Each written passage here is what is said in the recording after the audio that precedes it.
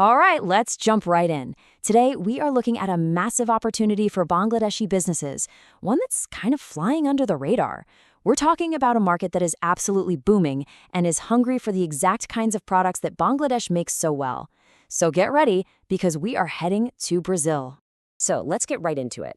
To really get a sense of what's going on here, you've got to look at the numbers. And believe me, the numbers, wow, they tell an incredible story about this partnership.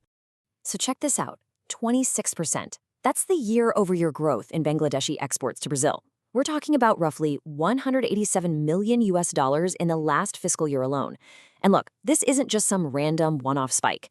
This is a real sign of a shift in global trade, showing a huge appetite in Brazil for the quality and value coming out of Bangladesh.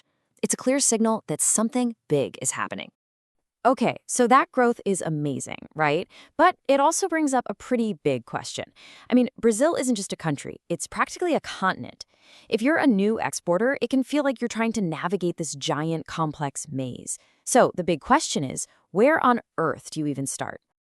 Well, the answer is you need a roadmap. You see, winning in Brazil isn't about casting a wide net and hoping for the best. No way. It's about being smart, about targeting the right places with high potential. And that all comes down to understanding something called market geography. So what exactly is market geography? It's actually a pretty simple idea. Think about it. A country's demand for imports isn't just everywhere. It's clustered in specific spots. Big cities, industrial zones, places with major ports. And if you can figure out where those hotspots are, well, that's the key to cracking the market efficiently. All right, first stop on our map, Sao Paulo. You got to think of this place as the absolute commercial engine of Brazil. Seriously, this is where the big decisions get made. It's packed with retailers, company headquarters, all the big players. Get this, almost half of Brazil's retail sales happen right here. And with a huge port of Santos as its gateway, it is without a doubt the most powerful place to start. Okay, from there, we head to Rio de Janeiro. Now, Rio is interesting because it's kind of got two personalities. You've got the super visible consumer side, right? Which is perfect for things like fashion. But then it's also a massive hub for big institutional buyers. We're talking hotels needing linens, companies needing uniforms, that kind of stuff. So once you've got your foot in the door in São Paulo, the next logical move is Minas Gerais. Think of this state as the giant distribution hub for the country's interior. This is the sweet spot for products that offer great value. Things like basic apparel, towels, linens. They just fly off the shelves in the wholesale and regional retail networks here that serve millions. And believe me, the opportunity doesn't end there. You've also got the powerful southern states like Paraná and Santa Catarina. Then there's Brasília, which is the go-to for government contracts. And you absolutely cannot ignore the Northeast. It's a booming consumer market, especially with e-commerce just exploding there. Okay, so we've covered the where, that's our roadmap. Now for the million-dollar question. What do you sell? Let's dig into the product categories where Bangladesh really has a home run advantage. Well, the biggest and most obvious one is textiles and apparel. Brazil's import market for this stuff is worth billions of dollars. The opportunity is just massive. But it's not just that. We're also seeing huge potential for home textiles, jute products, certain leather goods, and even things you might not expect, like light engineering and packaging. Brazilian buyers are actively looking for new suppliers in all these areas. Look, I know this all sounds like a lot. It can definitely feel a little overwhelming. But here's the most important thing to remember. You do not have to do this alone. There's actually an entire support system built to help you make this happen.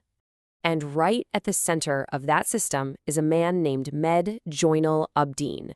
He's got over 18 years of experience in this field, and he wears two really important hats. He's the CEO of Trade and Investment Bangladesh, we'll call it TNIB, and he's also the Secretary General of the Brazil-Bangladesh Chamber of Commerce and Industry, or the BBCIC. And this is a great way to understand how it all works.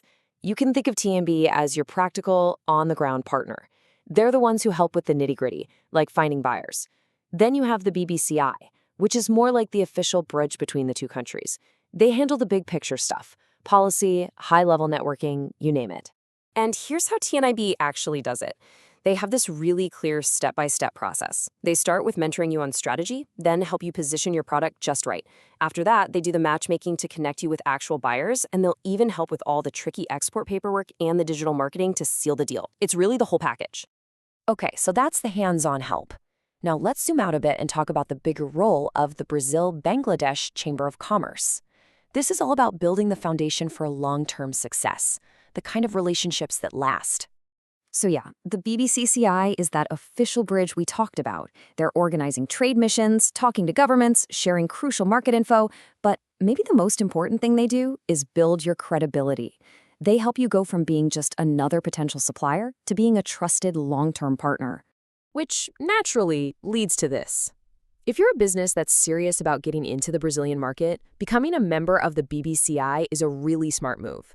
It immediately boosts your credibility and plugs you right into a network designed to help you find and build real, lasting business relationships. So, as we pull this all together, you have to wonder, this incredible connection that's growing between Brazil and Bangladesh, is this more than just a trade story? Could this kind of targeted, supportive partnership actually be a blueprint for the future of global trade, especially between developing nations? It's a powerful idea to think about. Thanks for joining me.